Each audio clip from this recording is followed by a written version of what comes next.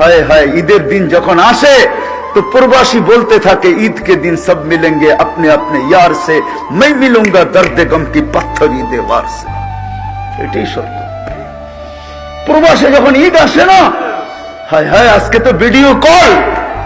আপনাদের নোয়াখালীর কাহিনী আমার মনে আছে।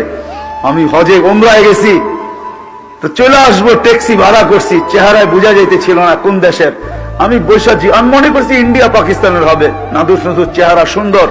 তো আমি উর্দুতে জিজ্ঞাসা করলাম তোমার বাড়ি কোথায়? বাংলাদেশে। তাহলে আমি বললাম তোমার সাথে তার উর্দু বলে কোনো দরকার নেই। কোথায় বাড়ি? কয় নোয়াখালী। কতদিন এখানে? কয় 25 বছর। বাড়ি গেছো কয়দিন পর পর বাড়ি যাও?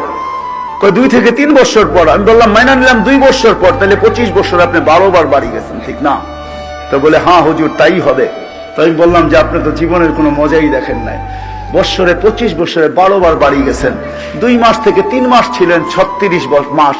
3 বছর আপনি বাড়িতে ছিলেন, 23 বছরই আপনি বাহিরে আছেন। লাইফের তো কোনো মজা আপনি বোঝেন নাই।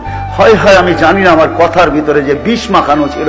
সে হ্যান্ডে গাড়ি চালানো ছেড়া দিয়া সাইড করে চোখের পানি ছেড়া দিছে। হুজুর আপনি বোঝেন, আমার পরিবার পরিজন বোঝে না। আমার মেয়ে আজকে আমাকে ফোন করছে, তার নাকি ক্যালকুলেটর লাগবে, সায়েন্টিফিক ক্যালকুলেটর লাগবে।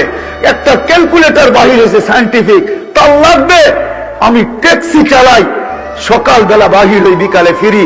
পোশাকটা আমার নিজের হাতে ধুইতে হয়। কখনো আমি এমন ক্লান্ত হই যে ফ্রিজের ওই ঠান্ডা খাবার খাইয়েই ঘুমায়া পড়ি। হায় হায় হায়।